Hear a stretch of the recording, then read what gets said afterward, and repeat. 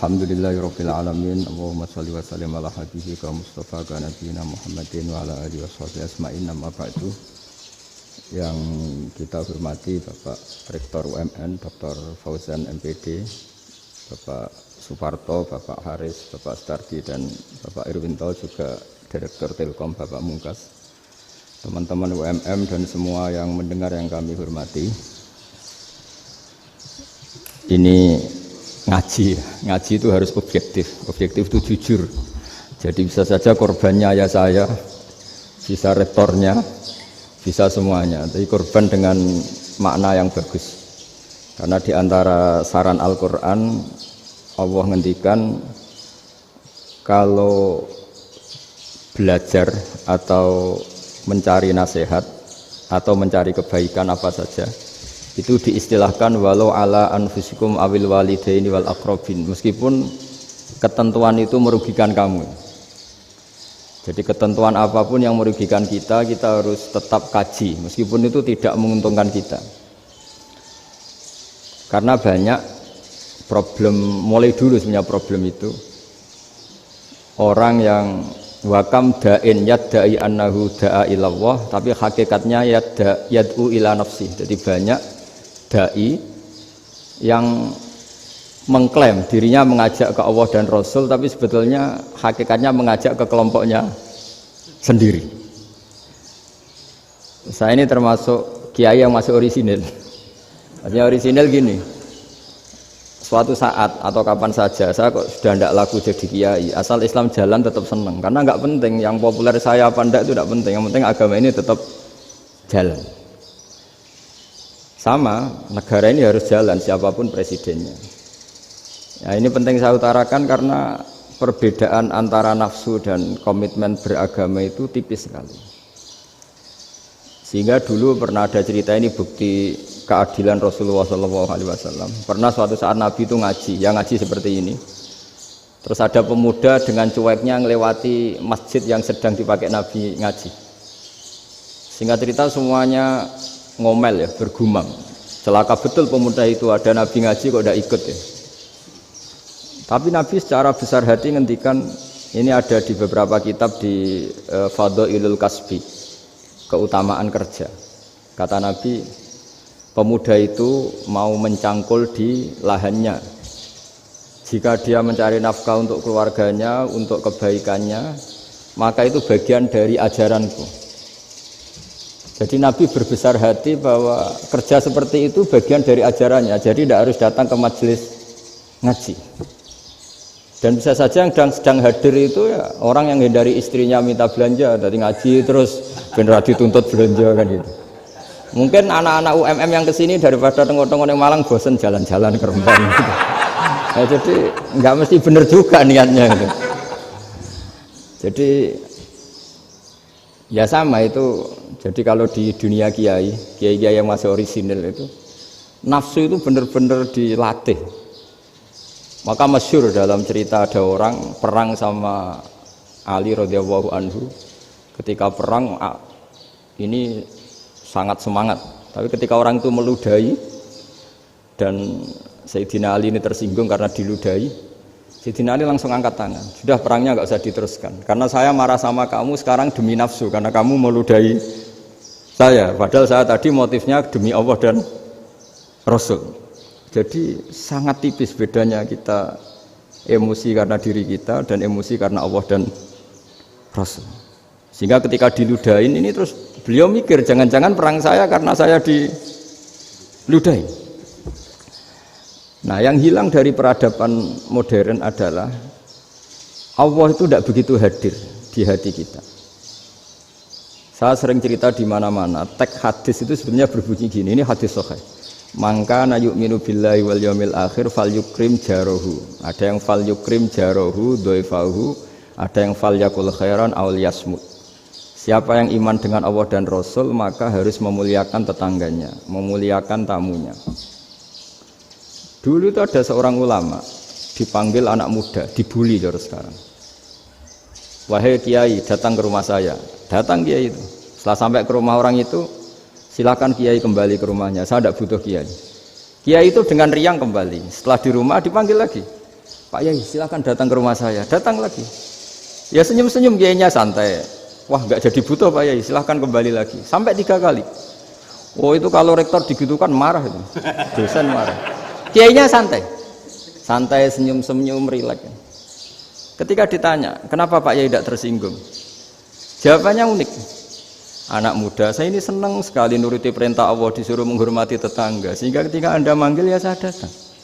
Ketika Anda nyuruh pulang ya saya pulang. Saya senang sekali nyenangkan tonggo. Dan itu perintah Allah, jadi tidak ada hubungannya dengan kamu. Wah pemudanya nangis minta dimaafin. Kalau kita kan enggak, kita ini dosen, kiai, mungkin kita doktor, mungkin kita profesor. Tapi kita ini sering didikte oleh orang bodoh. Kalau orang bodoh itu jengkel, lo kita ya jengkel. Lo kamu jengkel, dijengkelkan orang bodoh itu namanya terdikte. Itu bodoh apa pinter? Wah itu tidak pinter sama sekali. Kalau betul-betul kamu pinter hanya bisa didikte oleh Allah Subhanahu wa Ta'ala. Jadi antara hukum Allah apa? Wa ahsin man asa'a ilaika, berbuatlah baik sama orang yang berbuat buruk sama Anda. Itu dikteannya Allah. Kalau dikteannya orang-orang bodoh kayak dimangkel ben mangkel, terus kamu mangkel. Itu bodoh apa pinter? Nah, problem kita kekinian adalah wong pinter, wong bodoh itu podo-podo bisa didikte oleh sekelilingnya. Terus karuan wataknya perempuan seperti itu, wataknya anak-anak seperti itu, kita didikte. Anak-anak jengkelin kita mangkel, berarti kita didikte oleh orang bodoh. Makanya agama itu unik, kadang ngendikan wa ahsin man asa'a ilaika, kadang wasil man qata'aka, sambunglah orang yang memutus kamu. Karena dengan demikian kita hanya didikte oleh Allah Subhanahu wa Ta'ala, bukan didikte oleh hukum sosial. Cara Jawane nak ngapiki tangga sing apik akeh tunggale. Berbuat baik sama yang berbuat baik pada kita itu, mbok orang fasik ya seperti itu, maling ya seperti itu, sama. Tapi kalau berbuat baik sama orang yang berbuat jelek sama kamu itu baru luar biasa. Dan memang teksnya hadis wa ahsin man asa'a ilaika, berbuat baiklah sama orang berbuat buruk sama kamu. Jadi nggak boleh orang didikte. Makanya ngaji di sini diantaranya saya akan cerita dalam sebuah hadis sahih, dalam hadis hasan yang diriwayatkan Imam Tirmizi, ada kalimat dari Rasulullah SAW. Dawe Nabi, la takunu imma'atan taquluna in ahsanan nasu ahsanna wa in zalamu zalamna walakin watti'u anfusakum in ahsanan nasu an tuhsinu wa in asa'u alla tazlimu.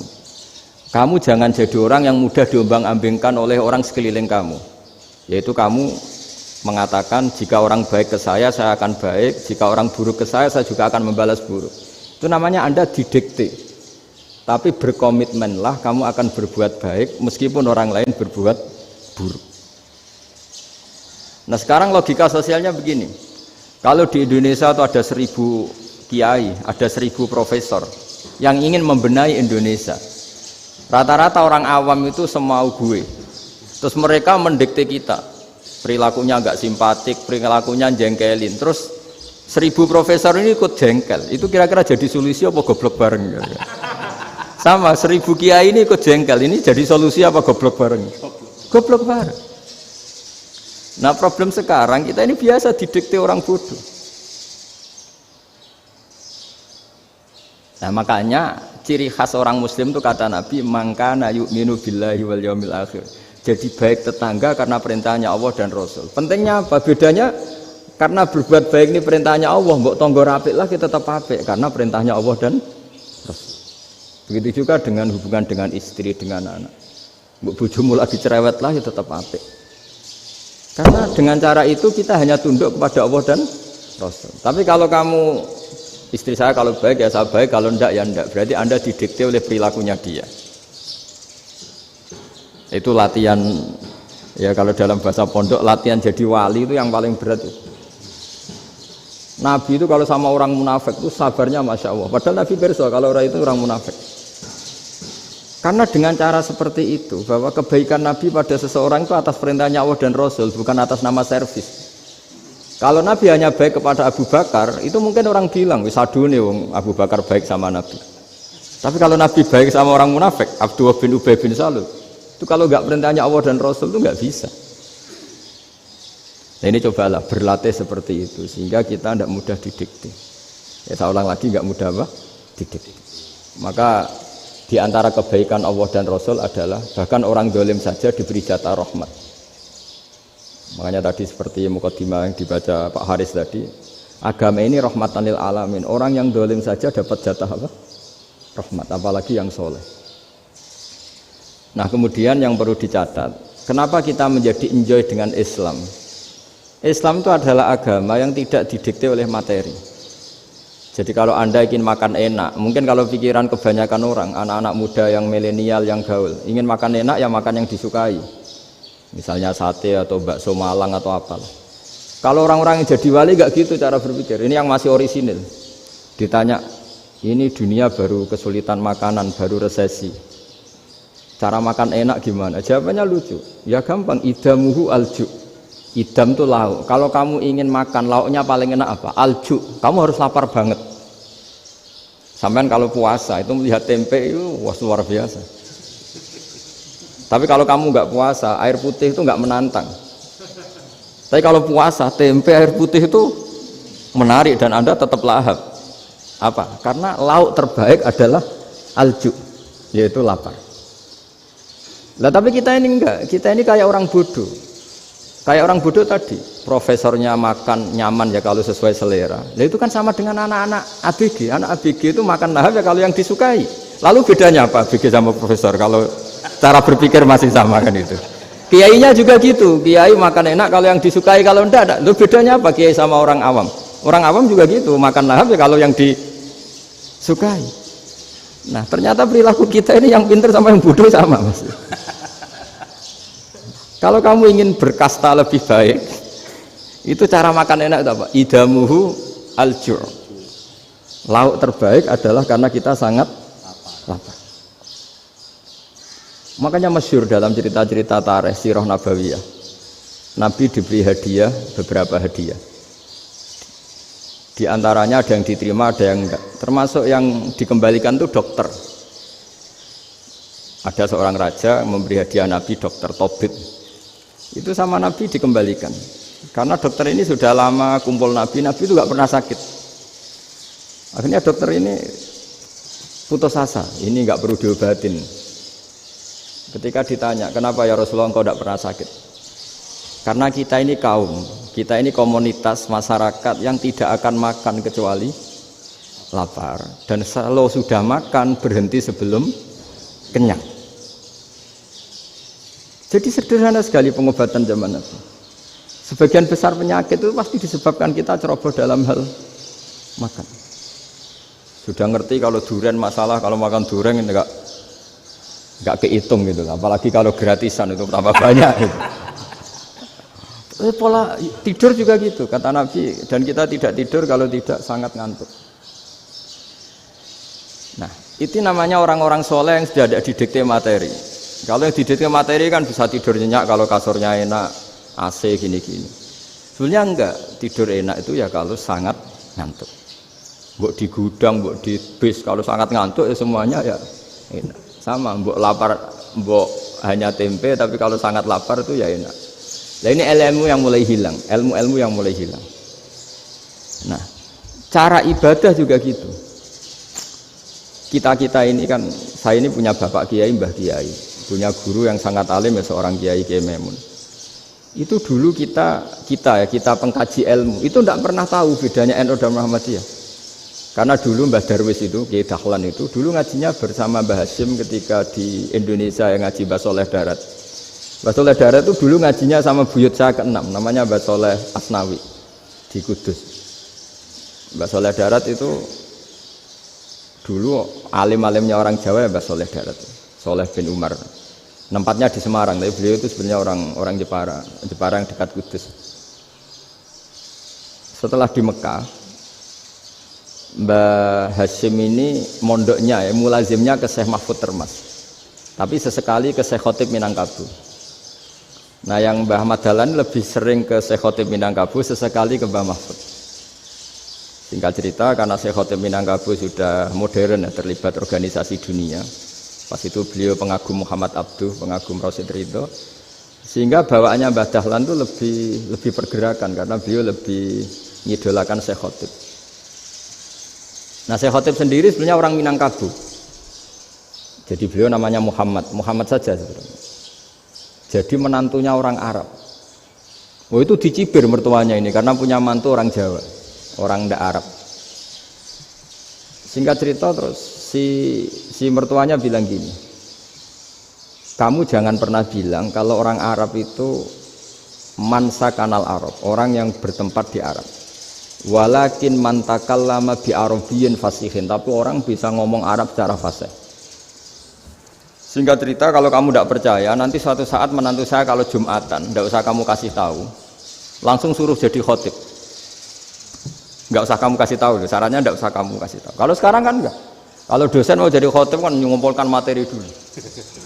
Lucunya di antara materinya itu dari TV, makanya jadi ribet kan khutbah sekarang. Kalau musim corona ya akan ngomong corona, musim apa yang ngomong apa. Jadi lagi-lagi didikte oleh media. Sebenarnya kalau ngomong kan sesuai kebutuhan umat, ini obatnya apa.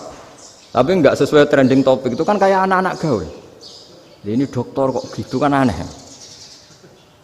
Singkat cerita si khotib ini enggak dikasih tahu, saya Muhammad tadi enggak dikasih tahu, langsung disuruh khutbah.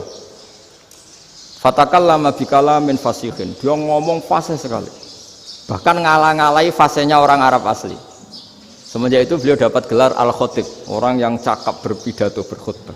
Makanya terus dia Syekh Khatib Al-Minangkabau. Jadi orang Indonesia itu luar biasa. Dulu yang namanya orang Indonesia di Arab Saudi itu dihormati sekali, karena yang ke sana itu pasti ulama. Sudah alim di Indonesia ke sana, termasuk Mbah Ahmad Dahlan, Mbah Hasyim dulu karena sama-sama muridnya Mbah Soleh Darat. Lama-lama yang ke sana itu TKI TKW itu ya mulai agak dibully. Dulu Syekh Nawawi di antara ijtihad yang dihormati itu beliau mengkritik nyuwun sewu orang yang kan orang biasanya normalnya kan muji orang mati syahid. Hebat orang mati syahid itu hebat gini. Oke, kita sepakat orang mati syahid itu hebat. Tapi kata Imam Nawawi dengan syarat niatnya itu li'ila'i kalimatillah dan itu bawaan takdir. Saya ulang lagi, itu bawaan takdir, harus mati di medan perang. Tapi tidak boleh seseorang ini niat perang tapi niatnya supaya syahid. Karena kalau begitu berarti dia berniat supaya menjadi maktulal kafir, orang yang dibunuh orang kafir. Kedua, dengan dia mati berarti pasukan Islam berkurang. Berarti dia ingin pasukan berkurang, hanya ambisinya dia ingin langsung ke surga. Misalnya pasukan orang Islam itu 10, orang kafir 10. Kalau kamu ingin syahid berarti mati 1 kan, tinggal 9 kan. Nah kalau yang seperti itu 10 kan mati semua. Gara-gara ingin syahid akhirnya perangi rapati tenanan, benang mati, benang mlebu swarga. Kata Syekh Nawawi, ya enggak. Kalau kamu perang sama orang kafir ya niat menang.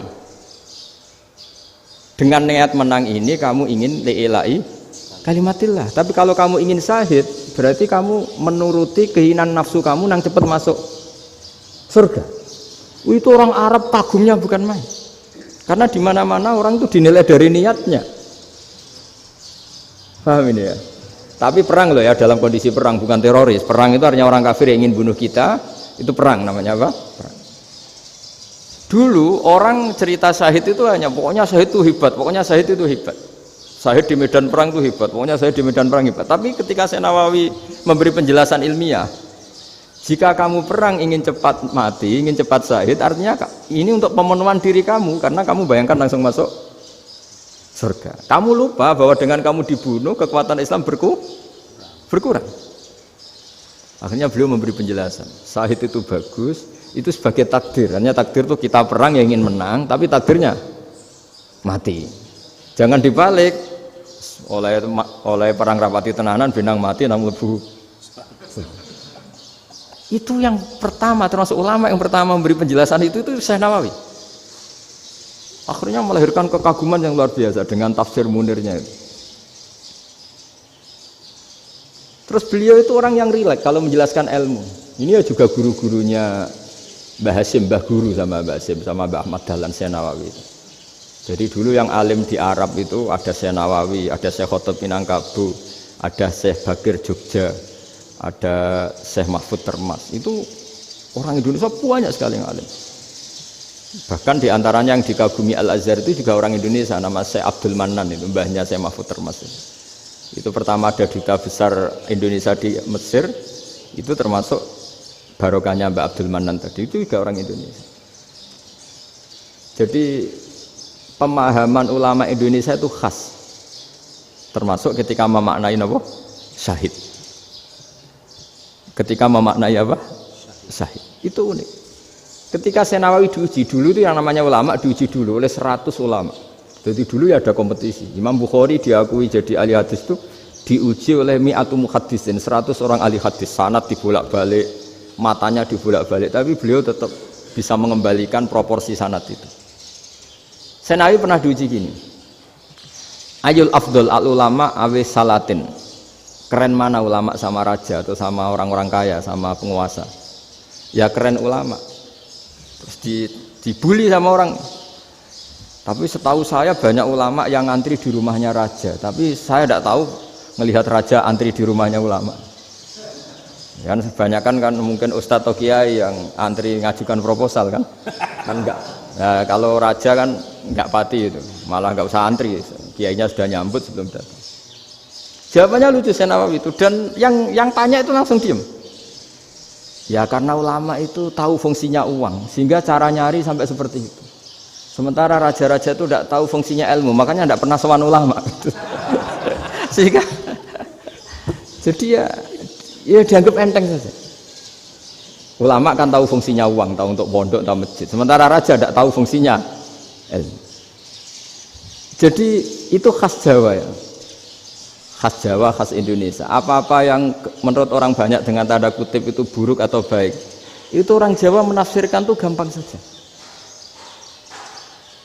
Sehingga semenjak itu Jawa itu dipandang betul. Saya punya kitab namanya Qadhayal Haji wal Umrah. Itu terbitan Hayatul Ulya Arab Saudi, milik Wahabi. Itu diantara fatwa yang dipakai untuk solusi muskilatul haji, problem-problem haji kekinian. Itu fatwanya syekh-syekh yang dari Indonesia. Termasuk Syekh Khotib Minangkabau, Syekh Nawawi Banten, Syekh Bakir Nur Jogja. Misalnya begini, dalam fatwa-fatwa yang menyulitkan kita ya, sampai sekarang jadi perdebatan. Ketika Safa dan Marwah itu dengan batas tertentu, saya ulang lagi dengan batas tertentu, mau tidak mau atas nama kebutuhan, itu kan butuh perluasan. Karena kalau naik turun itu mudah disepakati ulama. Jadi misalnya gini ya, saya punya tanah seluas ini. Pasti orang akan mengatakan sampai bawah ya tanah saya, sampai atas tanah saya. Itu mujma' alaih, itu disepakati. Sehingga Nabi ngendikan al-Ka'bah min tuhumil ardi ilas sama Ka'batun. Ka'bah sampai ujung bumi sampai ke aras semuanya Ka'bah. Sehingga tidak ada perdebatan ulama ketika Masjid Haram di tingkat, kemudian yang di atas sholat. Tetap dia menghadap Ka'bah. Tidak harus diluk melihat di bawah enggak.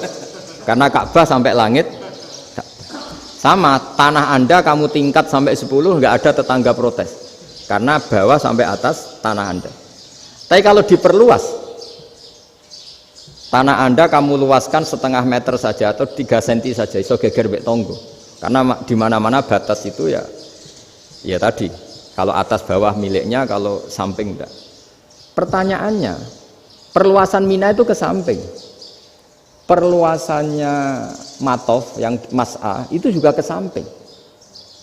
Geger kan ulama dunia. Bagaimana hukumnya Mina Jadid? Mina yang diperbarui atau Mina yang diperluas. Itu diantara rujukan baik yang membolehkan maupun yang menentang. Itu ya syekh-syekh Indonesia. Itu orisinal tuh. Saya punya kitab orisinal terbitan Hayatul Ulya, kira-kira ya kemenaknya Arab Saudi kalau di Indonesia itu yang dirujuk dawuh Syekh Nawawi, dawuh Syekh Khotib Minangkabau. Karena apa? Ada logika khas Jawa. Misalnya begini, meskipun saya tidak perlu fatwa Mina Jadid sah apa enggak, memang jadi perkhilafan ulama. Misalnya kampung ini dinamai Mina. Pertanyaannya gini, tanah yang di samping ini bisa milik Anda apa enggak? Ya bisa Gus kalau dibeli atau dihibahkan. Berarti tanah di samping Anda menjadi milik Anda karena ada proses pengambil alian lewat beli maupun hibah. Nah masalahnya ini negara itu berhak menganeksasi atau memasukkan ini sebagai Mina. Itu ulama Jawa kalau ditanya, alasannya apa? Fa innal muttasila bis-sa' hukmu dzalika sa'. Karena yang gantet, yang mutasil itu bisa dihukumi seperti sesuatu itu. Jadi kalau ini mina, ya yang gantet mina ini ya bisa dikatakan mina. Beda dengan membuat mina Malang mina, wah itu tidak bisa, tidak mutasil kan? Itu enteng sekali ulama Jawa. Satu ya tentu karena kebutuhan, tapi asal masih al-muttasilu bihi, yang masih tanah yang masih mutasil dengan. Nah, ketika perluasan antara sofa dan marwah kan misalnya ini batas luasnya sofa, ini batas luasnya marwah. Lalu atas nama kebutuhan, sofa marwah itu sampai sini. Sampai agak meluas ke sini. Itu geger Arab Saudi. Wah, ini gimana? Padahal tawaf itu harus antara gunung Sofa dan gunung Marwah. Sa'i itu ya. Tapi kalau istilah Quran memang tawaf sama-sama. Makanya apa? Inna Sofa al-Marwata min sya'airillah faman hajjal baita wa i'tamara fala junaha alaihi ayyat tawafa bima. Jadi kalau istilah sa'i di Quran itu masih tawaf. Karena harus ada, kalau bisa lah, bukan harus. Kalau bisa memang harus ada unsur muternya. Kita kalau sa'i kan dari sini Sofa sampai sini Marwah. Terus kan agak muter ke sini. Nah, kan agak membentuk lingkar, nah, makanya Quran tetap mengistilahkan apa? Tawaf. Jadi bukan sini ke sini terus sini ke sini kan enggak, tapi sini sampai sini terus muter kan, terus sini. Jadi antara setar dan selama ini prakteknya kan gitu ya. Sofa ngambil sini, terus ke sini, terus agak muter. Nah, karena ada unsur agak muter ini terus orang menyebut apa? Tawaf. Tapi itu bukan syarat sah, ini cerita ideal. Saya ulang lagi ya. Gunung Sofa itu puncaknya atau pucuknya kalau dalam bahasa Jawa itu ya hanya segini, ini sampai sini. Nah, kelompok Islam yang fikih keras nggak boleh diperluas karena Allah memilih tempat ini itu spesial, jadi nggak boleh ke yang lain. Tapi ketika kebutuhan mendesak, mau tidak mau harus diperluas. Itu jawabnya Kiai Jawa lucu. Gunung sing ketok iku sing dhuwure tok. Sikilane luwih hombo. Jadi karena kita kan gunung kan bentuknya gini. Nah, sofa yang kecil itu yang atasnya, tapi sikilannya sini kakinya lebih luas. Jadi boleh perluasan asal tidak melebihi kakinya. Nah, dihitung ya lebih luas. Jadi Kiai Jawa itu kayak wong delok gunung Penanggungan, kayak gunung Arjuna. Di mana-mana puncak gunung itu lebih kecil timbang kakinya. Artinya diperluas ini bukan berarti tidak di sofa dan tidak di, itu khas Kiai Jawa. Jadi jangan kira orang Jawa itu tidak hebat sekali. Termasuk perkembangan hotel di Arab Saudi. Itu dulu sebelum ada hotel, buyut saya kelima atau keenam dulu haji, namanya Badur Rahman. Itu kalau mau ingin apa ya, menghindari terik matahari itu masuk gua. Itu masuk gua itu hanya separuh badan, kakinya di luar. Jadi jangan bayangkan kalau gua di Indonesia kayak gua Akbar di Tuban orang bisa masuk jalan-jalan, enggak. Gua di Arab itu kayak cepitan batu, tidak sampai masuk. Sehingga kepalanya dimasukkan, kakinya masih kena matahari, saking panasnya Arab Saudi. Sehingga dalam bayangan hijrah ketika Nabi bersembunyi di gua apa? Sur. Itu kata Abu Bakar, kalau orang kafir melihat kakinya pasti melihat kita karena nggak bisa masuk penuh. Jadi orang itu mau dempes tok. Sehingga ya kira-kira luasnya gua paling segini. Makanya guyonannya kiai-kiai itu untung nggak kayak gua Indonesia. Kalau kayak gua Indonesia laba-labanya capek karena luas sekali. Jadi jangan bayangkan gua Arab tuh kayak gua Indonesia. Makanya bayangannya andai kan orang itu melihat ke bawah pasti melihat kita karena orangnya nggak bisa masuk penuh, nggak bisa masuk 100%. Ya kayak cepitan batu lah mirip. Itu kan mirip Gunung Uhud. Gunung Uhud kata Rasulullah, nanti kalau kamu perang itu di atas, menang atau kalah di atas. Musuh biar di bawah. Dengan di atas kamu bisa manah. Jangan bayangkan kayak Gunung Merapi, kayak Gunung Penanggungan. Lah kalau Gunung Penanggungan manah ke bawah yang leyang kan. Jadi gunung di Arab itu kayak bukit. Ya sampean pernah kan ke Uhud itu ya sama ini aja tinggi ini kan. Lah ini yang mulai ada mis, makanya nerjemah itu susah di Indonesia. Karena jabal itu tidak harus tinggi. Kalau tinggi nggak bisa manah dari atas ke bawah kan nggak ngefek kan. Sama kalau ke Uhud gunungnya kan pendek sekali sehingga yang manah dari atas ke bawah ya kalau kena musuh ya celaka karena memang dekat. Ya kalau gunung Indonesia manah dari atas ke bawah yang keleyang nggak ngefek. Nah itu susahnya nerjemah bahasa Arab ke kita. Jadi apa ya? Transkrip itu nggak gampang karena ada pengertian yang beda. Kita kalau bilang gunung itu tinggi sekali. Sampai banyak mahasiswa tersesat ya saking tingginya. Kalau orang naik Uhud nggak akan tersesat, wong ketok dari bawah itu. Nah ini pentingnya ngaji ya. Jadi akhirnya ulama-ulama Indonesia itu dipakai rujukan. Jadi mulai Mbah Hasyim, Mbah Ahmad Dahlan sampai era buyut-buyut itu masih orang alim.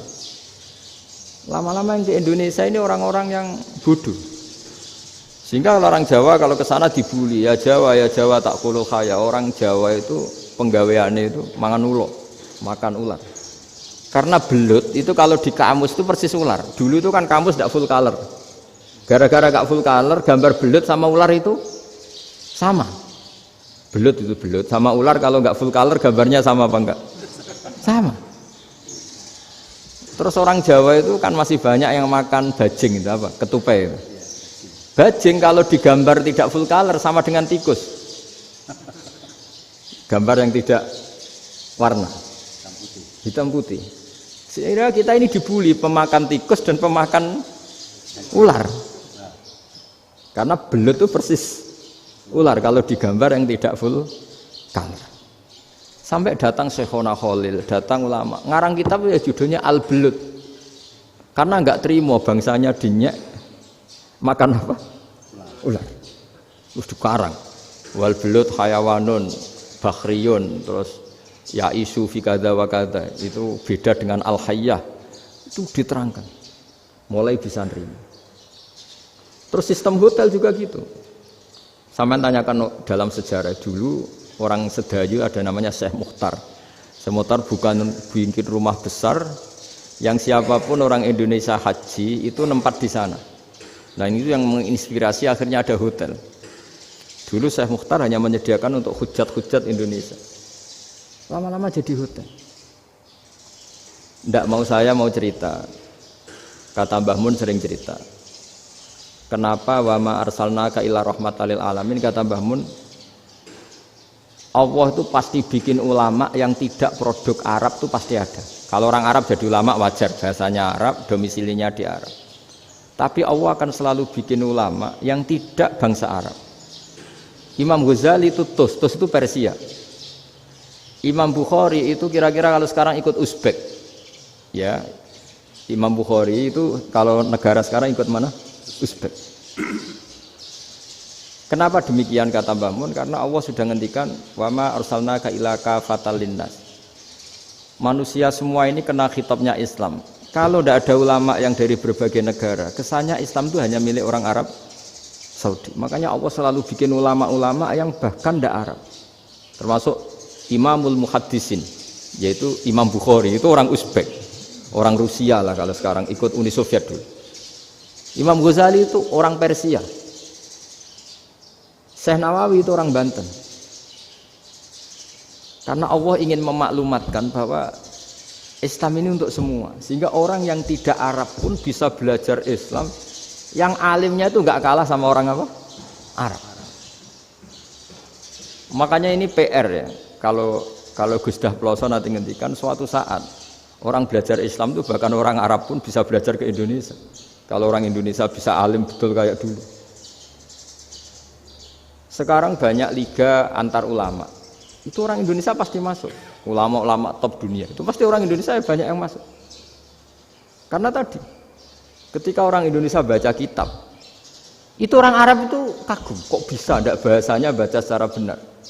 Bukan sekedar bisa baca secara benar. Karena memang dilatih sedemikian rupa di pondok-pondok. Makanya kita semua lah, yang alim di Indonesia itu kemana-mana ya pasti alim. Dulu putra Mbah Mun namanya Gus Zofur itu tahun pertama ya sudah the best di tahun pertama. Kalau tahun pertama the bestnya ilmunya bawaan dari sarang, dari keluarganya. Gus Naji mondok di Said Muhammad tahun pertama sudah dipuji sebagai yang teralim karena ya sanggup. Kalau dipujinya tahun ketiga, tahun keempat kan mungkin dapat dari sana. Ini tahun pertama. Saya ulang lagi tahun pertama. Karena pengajaran di Indonesia itu luar biasa di pondok-pondok ini. Makanya kalau dalam anekdot pondok itu cerita-cerita lucu itu. Ada orang Jakarta ngaji, setelah di kelas itu pelengahan terus. Melihat jendela, lihat pintu terus. Lama-lama gurunya marah. Kamu diajarin kok enggak punya sopan.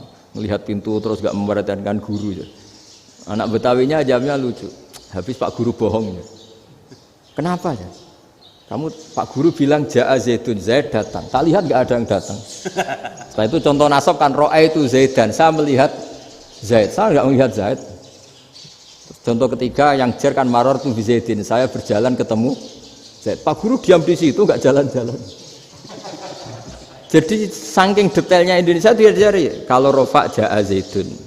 Kalau nasab ro'a itu Zaidan. Kalau jar maror tu bi Zaidin. Nah si murid Betawi ini karena pertama sekolah, ngiranya gurunya itu cerita, Zaid datang. Makanya dia lihat pintu terus, mana katanya datang kok enggak datang-datang. Nah, dengan latihan seperti itu, kemungkinan orang Indonesia salah itu kecil karena memang dilatih betul. Saya ulang lagi karena memang dilatih betul. Sehingga ketika orang Indonesia ini yang cerita seorang wartawan. Ini kisah nyata. Kalau ini tidak anekdot, kisah nyata. Ada wartawan internasional ngeliput Ramlah. Ramlah itu di Gaza, ya, di Palestina. Wartawan Indonesia ini hanya bisa bahasa Inggris. Dijak ngomong bahasa Arab. Terus dia bilang saya tidak bisa. Saya tidak bisa. Saya bisanya ngomong Inggris. Tapi apa yang terjadi setelah sholat? Si Indonesia ini jadi imam pakai sholat jariah lagi. Baca bismillah benar, bismillahi jar karena mudhof ilaih. Terus ketika iktidal ya benar, Rabbana lakal hamdu mil'us samawati wa mil'ul ardi benar. Ketika tahiyat ya benar, at-tahiyatul mubarakatuh sholawat. Sama orang Arab ini diambungi. Orang Arab kalau senang orang itu dicium. Kamu tawaduk, sebenarnya kamu itu ahli bahasa Arab. Karena orang Indonesia sekali sholat itu nggak ada yang salah. Meskipun benarnya karena hafalan, tapi bagi yang ahli nahwu itu hebat. Misalnya kita kalau ngapalkan kan bismillahi, bismi jar karena ba, Allahi jar karena mudhof ilaih, ar-rahmani jar karena sifat, ar-rahimi karena sifat, alhamdu rofa karena mubtada, lillahi jar karena ada huruf jarli, robbi jar karena sifat. Sebetulnya tidak karena pinter, tapi karena hafalan. Tapi orang Indonesia hebatnya itu benar terus. Rabbana lakal hamdu. Ya kan, alhamdu rofa, terus mil'us samawati ya rofa karena sifat. Sehingga terus orang Indonesia kalau sholat di Timur Tengah itu dipuji karena makhrajnya ya benar, rofa nasabnya juga benar. Nah itu di negara lain tidak ada nggak Indonesia. Orang Cina itu sering bikin marah orang-orang Arab karena kalau dongo itu nggak fasih kayak orang Indonesia. Orang Indonesia kalau dongo ya Allahumma tohir qalbi. Orang Cina ini yang jadi guyon di Arab. Allahumma tahir kalbi gitu. Itu kan bedanya jauh. Itu orang Arab pertama membiarin. Lama-lama kalbun entak gitu. Maksudnya asu-asumu gitu. Karena dia bilangnya qaf itu kaf. Jadi kalau Allahumma do Allah tohir, kalau aturi nyucekno panjenengan kalbi ing asu ingsun kan. Tapi kalau qalbi itu ati ingsun, tapi kalau kalbi anjing ingsun. Bedanya qaf sama kaf. Ada orang-orang kalbun entak, asu-asumu, maksudnya kan. Tapi padahal orang Cina itu paling dilihat teksnya ya pakai qaf. Orang Indonesia enggak, mulai kecil dilatih sak fase-fase. Sampai ya sulit betul latihan Fatihah itu. Kalau di Kudus malah sampai 3 bulan Fatihah. Sampai at-tahiyyatu, kurang lagi, kurang bersih. At-tahiyyat sampai gitu. Sampai ada cerita itu orang dipanggil maftuhin itu enggak melengak, harus maftuhin. Baru melengak. Tapi barokahnya itu orang Indonesia kalau dongo memang benar-benar Allahumma tahhir qalbi. Ya Allah sucikan hati kami, bukan tahhir kalbi. Karena sekali jadi kaf itu maknanya anjing saya, ya Allah sucikan anjing. Jadi ini orang Indonesia. Jadi kata Mbah Mun, dawuh Mbah Mun, illaka fatal linnas, bahwa agama ini milik semuanya. Itu diantara bukti Allah menghendaki atau mendesain Islam seperti ini, orang yang belajar di Indonesia itu pengetahuannya Islam, pengetahuannya tentang Islam itu tidak kalah sama yang belajar di Al-Azhar, sama yang belajar di Arab Saudi. Makanya ini PR-nya UMM, PR-nya IAIN, PR-nya UIN. Bisa enggak sealim mereka dalam bahasa Arab? Nah, bahasa Arabnya mau man anta, ana zaidun. Jangan sampai, karena kita di sana ini kadung dibully. Orang Arab tuh kalau bully kita, sampai tak kasih cerita. Itu ngawurnya Masya Allah. Kata dia, ada anak orang Indonesia haji. Si anaknya orang Indonesia yang dijotos sama anaknya orang Arab. Dijotos, dipukul. Singkat cerita terus si orang Indonesia enggak terima, anaknya yang orang Arab dipukul. Yang balas bapaknya. Orang Arab tanya, lima ada dorobta ibni, kenapa kamu mukul anak saya? Itu orang Indonesia bahasa, wah anakku biasa. Jadi hanya bilang gitu. Artinya anak saya dihada ya maka tak ada. Bahasa Arabnya gitu. Anak saya dipukul maka saya balas mukul. Itu orang Arab mantuk-mantuk oh gitu. Paham? Suatu saat ada orang Indonesia itu sama orang Arab itu dilus-lus. Dilus-lus itu ya digini-giniin. Karena dia latihan bahasa Indonesia, latihan bahasa Arabnya itu masih mufrodat. Jadi kalau mengartikan yadun itu tangan, saro itu jalan. Jadi kalau jalan ya saro-saro. Roksun itu kepala. Ana itu ingsun. Jadi karena dia nggak ngerti penggunaannya. Itu bahasa Arabnya itu yadun anta. Jadi bukan yaduka tapi yadun anta. Berarti tangan kamu. Saro-saro itu jalan-jalan. Ala roksi anak yang atasnya sirah ingsun. Jadi mestinya yang benar kan yaduka saro ala roksi atau gitu. Tapi enggak dipotong-potong. Yadun tangan kan, anta kamu. Berarti tangan kamu. Saro-saro jalan-jalan. Roksun itu sirah, anak ingsun. Jadi di atas kepala saya. Orang Arab tertawa-tawa. Tapi paham. Maksudnya seperti itu. Jadi kita ini dibully di Arab itu Masya Allah. Jadi akhirnya lahirlah ulama-ulama tadi yang saya sebut tadi. Bahkan pernah lama sekali ulama Indonesia itu jadi master di Arab Saudi. Yaitu Senawi Banten. Itu kalau orang sana bilang itu Sayyidu Ulama Il-Hijaz. Top-topnya ulama Mekah Madinah. Padahal beliau orang Indonesia. Dan dimakamkan di Ma'la itu dekat makamnya Sayyidah Khadijah. Karena sangat dihormati. Nah, di antara sebab dihormati adalah ketika orang memahami syahid, maknanya pokoknya maktulal kafir. Syahid itu adalah orang yang kalau perang itu mati di medan perang. Itu Imam Nawawi merinci secara detail. Kalau dia perang supaya tujuannya mati syahid cepat ke surga, berarti dia nuruti hadzun nafsi, ingin cepat ke surga. Tapi dia lupa bahwa dia dengan terbunuh pasukan Islam berkurang kekuatan. Maka syarat perang yang benar adalah ya ingin menang. Di mana-mana perang ya lillahi kalimatillah, supaya kalimat Allah itu menang, jangan ingin kalah. Soal dia mati takdir, tapi jangan ingin mati. Wah, itu terus dikagumi. Ternyata memang oh iya ya, kalau pasukan Islam 10, kafir 10, kita ingin syahid, berarti ya kalau orang ingin syahid kan terus mungkin perangnya ada hati-hati, main ngawur saja terus kalah mati. Sudah kalong satu kan, terkurangi satu kan. Nah kalau semuanya 10 punya niat gitu, nah itu Senawawi. Senawawi itu orang yang begitu gampang nerangkan Quran.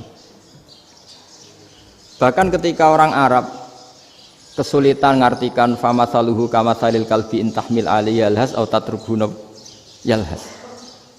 Orang tomak itu ibarat kayak anjing. Anjing itu kamu kasih makan ya tetap melet, menjulur-julurkan lidahnya, kamu ndak ya ndak. Imam Nawawi ditanya, ma wajusibbi, lalu wajah tasbihnya di mana? Beliau menjawab fitoma. Jadi anjing punya dua sifat yang berlawanan. Di bab ilmu dipuji, nggak ada hewan yang mudah menerima ilmu kayak apa? Anjing. Sehingga Quran mengistilahkan wama alamtum minal jawarihi mukallibin. Hewan yang mudah diajari itu oleh Quran dibahasakan sudah menganjing. Karena anjing adalah hewan yang paling mudah apa? Diajarin. Itu diakui oleh Quran wama alamtum minal jawarihi mukallibin. Tapi dia punya sifat yang sangat buruk sekali, yaitu nggak pernah puas.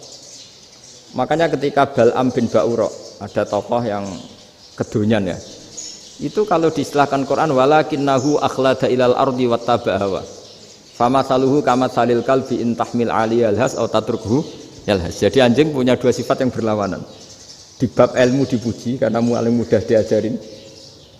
Itu saya pernah ke Malaysia, diceritain sama polisi Malaysia. Anjing itu saking cerdasnya itu bisa deteksi CD palsu sama CD bajakan, asli sama bajakan. Itu kan enggak kebayang. Kalau narkoba mungkin masih ada bau khusus ya. Atau mesiu atau bom masih ada bau khusus. Ini enggak. Anjing itu dilatih ngecek CD yang asli sama yang palsu. Wah itu kebablas itu pinternya itu. Itu harganya itu 1 miliar lebih. Paling mahal. Jadi mungkin bisa deteksi ini dosen betul apa abal-abal itu bisa. Itu kiai betul apa kiai pesanan itu mungkin bisa. Itu saya punya kitab namanya Al-Hayawanul Kubro. Itu cerita prestasi-prestasi hewan. Itu yang berkuras-kuras sampai berjilid-jilid. Itu ya cerita anjing. Tidak ada hewan sebaik anjing. Di bab itu ya, di bab sampai ya tadi ada anjing yang sangat loyal sama majikannya. Loyalnya Masya Allah, sopannya Masya Allah. Anjing itu mbok lama berbakti sama sampean, nggak mau tidur di ruang tidurnya sampean, dia tetap tidur di luar. Corong Jawa nggak ngelama. Suatu saat si raja ini minum, wisata minum. Pas mau minum diterjang sama anjingnya sampai tumpah. Kecewanya raja ini itu karena selama ini anjingnya sopan sekali. Sekedar ganggu di ruangannya nggak pernah, malah ini mau minum, minuman yang disukai diterjang anjingnya tumpah. Marah kan anjingnya di mana? Ternyata apa? Minuman itu anjing ini tahu kalau minuman itu beracun, diracuni oleh musuhnya. Itu saking hebatnya anjing sampai ketika ngawal rajanya itu tidak sekedar ada penjahat atau maling. Bahkan trik-trik kayak minumannya diracun oleh orang lain itu anjingnya tahu. Sehingga pas mau diminum diterjang sampai terus supaya nggak keminum. Makanya Quran istilahkan anjing itu apa? Wa ma 'allamtum minal jawarihi mukallibin. Hewan piaraan yang kamu ajarin nanti sampai sepinter anjing. Makanya Ashabul Kahfi itu ketika ngajak anjing tadi, beliau tidur, anjing itu tidurnya bil wasit, wakal buhum basitun zira'aihi bil wasit. Jadi dia tidur dalam posisi siaga. Loh coba anjing itu nggak pernah sekolah, karena dia posisi menjaga, tidurnya itu kayak siaga gini, bukan ngorok semadep ke atas terlentang, itu enggak. Andai kan dia tidur terlentang itu kan yang mau mengganggu kan, wah asune turu, itu enggak. Dia tidur posisi siaga, makanya disebut lawit tolak ta'alaihim lawalaita minhum firaron. Kalau kamu melihat anjing itu pasti lari karena dia posisi siap merekam. Jadi tidur tapi posisi siap merekam. Jadi matanya tetap terbelalak kayak siaga. Padahal itu enggak diperintah, ya dia memang punya nalar untuk itu.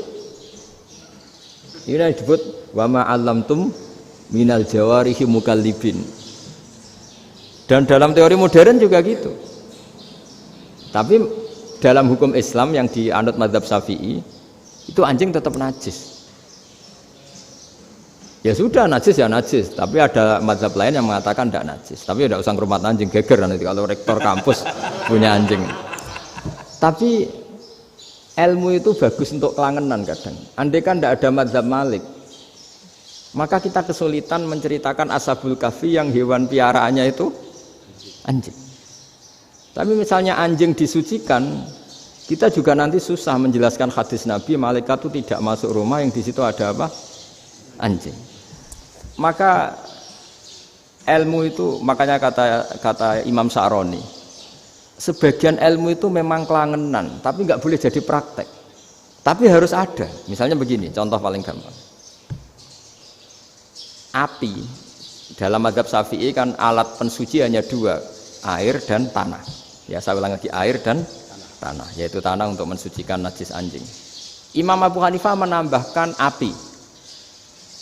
Mazhab Syafi'i itu agak kesulitan ketika ada batu bata dibikin dari tanah-tanah yang bercampur kotoran.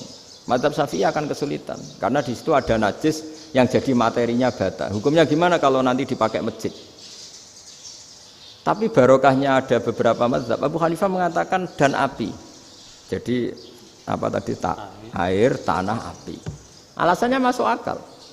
Ketika usatul mukminin, orang-orang mukmin yang ahli maksiat itu sebelum masuk surga, kalau dia dosanya banyak itu dibakar dulu supaya suci. Emas itu untuk memisahkan dengan materi lain juga harus dibakar. Berarti api termasuk alat. Artinya gini, batu bata yang materinya dari tadi najis sekalipun ini menjadi suci karena ngalami pembakaran. Tapi kata Imam Sa'roni, ilmu ini hanya sebagai ilmu. Jangan sampai kalau kamu mau wudu gak ada air terus membakar diri lah, ini ribet kan. Jadi ilmu itu sebagian memang untuk kelangenan. Karena kita butuh. Andai kan tidak ada mazhab Abu Hanifah, maka kita akan kesulitan pakai bata. Kita tahu cara bikinnya kadang di tempat yang kotor, di tempat yang najis. Tapi karena ini ngalami dibakar, maka hukumnya suci menurut mazhab Abu Hanifah. Dan itu sering. Ulama itu sampai apa? Saya punya kitab fikih namanya Fardul Masail. Pengandaian ada masalah. Jadi masalah itu belum terjadi tapi diandaikan. Misalnya kayak di Texas. Bumi itu bulat bola. Texas itu kalau dibor itu pas Ka'bah. Lalu kiblatnya di mana? Bumi ini kan hanya rubuk-rubuk seperempat. Yang ada arah itu seperempat. Tapi kalau Ka'bah itu sama Texas atau Texas dengan Ka'bah itu lalu kiblatnya mana? Wong sudah bebas arah. Maka ilmu mengatakan mara'ahul muslimuna hasanan fawa indahu hasanun. Kamu jangan nuruti ilmu hakikat tapi nuruti mindset. Kalau mainstreamnya orang banyak seperti itu, mindsetnya orang sana misalnya Ka'bah sana ya ikut sana. Tapi ini tidak mewakili hakikat karena kalau yang 380 derajat itu kan terus ribet. Makanya ini kesulitan di bab-bab fikih. Ya saya ulang lagi, kesulitan di bab-bab fikih. Makanya fikih itu selalu bicara, misalnya gini, ada orang sholat. Saya ulang lagi. Setelah salam pertama dia kentut, itu sholatnya batal apa enggak? Itu lama berdebat. Yang dikatakan rukun sholat itu salam pertama. Sehingga orang kalau sudah salam pertama, maka sudah keluar dari sholat. Maka kalau kentut enggak apa-apa, wong yang keluar dari sholat itu salam pertama. Tapi lalu pertanyaannya, kenapa Nabi salam 2 kali? Lalu yang kedua gunanya apa? Ribet kan, partai ini kalah pasti kalau ditanya gitu. Tapi kalau ditanya dibalik, sholat itu satu ibadah yang dimulai dengan takbir, yang diakhiri dengan salam. Berarti salam pertama itu pengakhir apa nunggu salam kedua? Pertama, di semua ulama bilang salam pertama. Kalau salam pertama sudah pengakhir, berarti pembatalan setelah itu nggak punya efek, nggak punya akibat. Itu kan ribet. Debat fikih itu memang ribet. Fikih itu memang senam otak karena pertanyaannya mirip-mirip seperti itu. Nah, sampean milih mana? Milih salam pertama apa salam kedua? Pasti ulama milih salam pertama. Jadi anehnya fikih itu di situ. Misalnya orang mati, takbir itu berapa kali? 4 kali. Andai kan takbir 5 kali itu batal apa enggak? Satu ulama mengatakan 5 kali itu batal. Karena rukunnya sholat jenazah itu takbir 4 kali. Berhubung ini rukun, kalau nambahi ke 5, berarti menambahkan rukun. Kayak kamu sholat, rukuk 2 kali kan batal. Sujud 3 kali, batal. Karena menambahkan apa? Rukun. Berarti kalau takbir 5 kali, batal. Tapi pertanyaannya, takbir itu adalah wiridan biasa, sehingga kalau ditambahkan nggak punya akibat batal. Jadi perdebatan ulama itu kadang ya lucu. Kayak kemarin Pak Haris pas pertama bertamu ke sini mau ngundang saya tak ceritain. Dulu sholat jenazah itu pasti mayat di depan. Karena lazimnya sholat jenazah itu mayat di depan. Tapi mulai dulu ulama sudah berpendapat, andai kan jenazahnya di belakang pun tetap sah. Fa innal janazah laisat bi imamin. Karena jenazah itu tidak imam. Kenapa harus di depan? Oh, tidak imam kok harus di depan. Itu mulai dulu. Sehingga ketika Arab Saudi pernah mengalami tragedi, ada orang yang dibungkus kayak mayit, ternyata senjata. Setelah di dekat Ka'bah dipakai. Dulu tragedi tahun berapa itu? Pokoknya pernah ada tragedi itu. Semenjak itu Arab Saudi kalau ada orang mati tetap di kamar mayit, terus ada sholat jenazah. Padahal mayitnya di belakang yang jamaah. Jadi meskipun kita tidak akan bikin ajaran baru jenazah di belakang, ya tidak keren, kasihan kan. Tetap biasanya di depan ya di depan. Tapi meskipun jenazah ini di depan, kita tetap berpendapat, andai kan di belakang tetap sah, tapi nggak usah dipraktekkan. Nah, pentingnya ilmu ini begini. Saya misalnya di Rembang, boleh nggak nyolati ghaib jenazah yang di Surabaya? Boleh kan?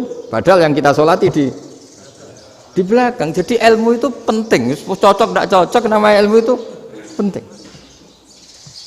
Terus ada gini lagi pertanyaan di fikih.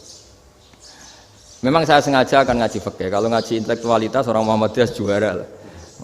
Tapi ini ngaji fikih. Ada orang sarongnya itu pas sampai lutut. Kalau berdiri lututnya tertutup. Tapi nanti kalau ruko agak jengking lututnya terbuka.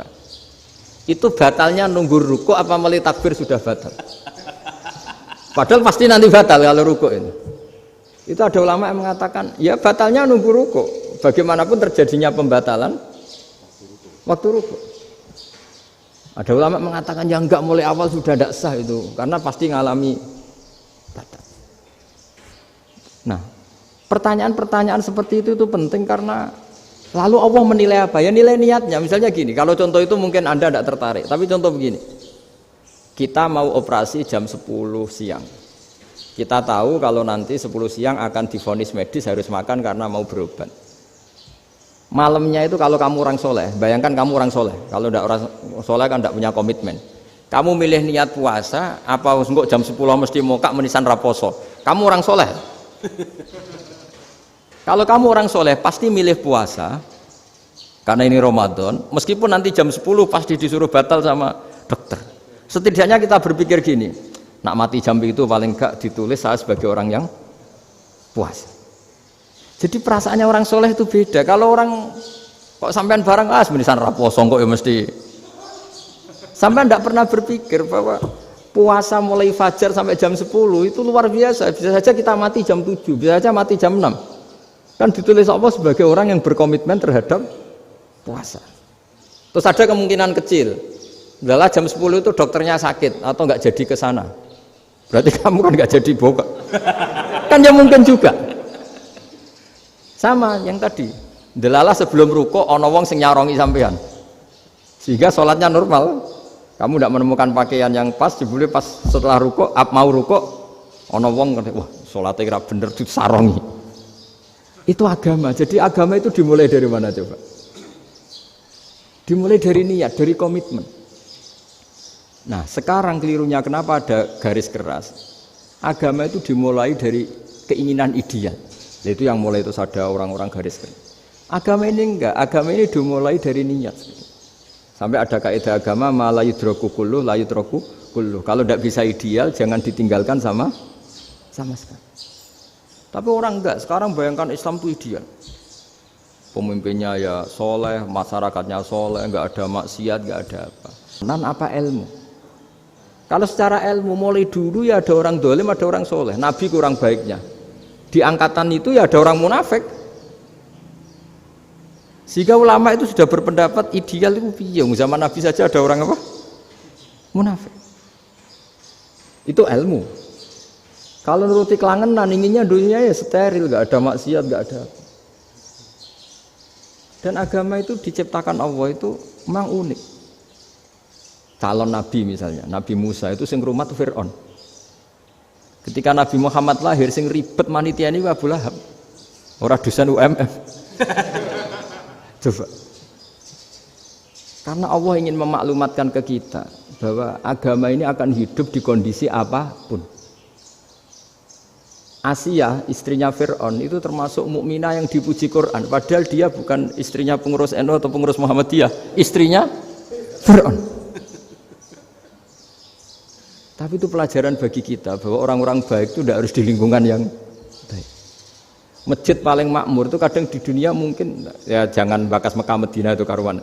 Mungkin di antara masjid yang makmur justru yang di Kanada, di Amerika mungkin.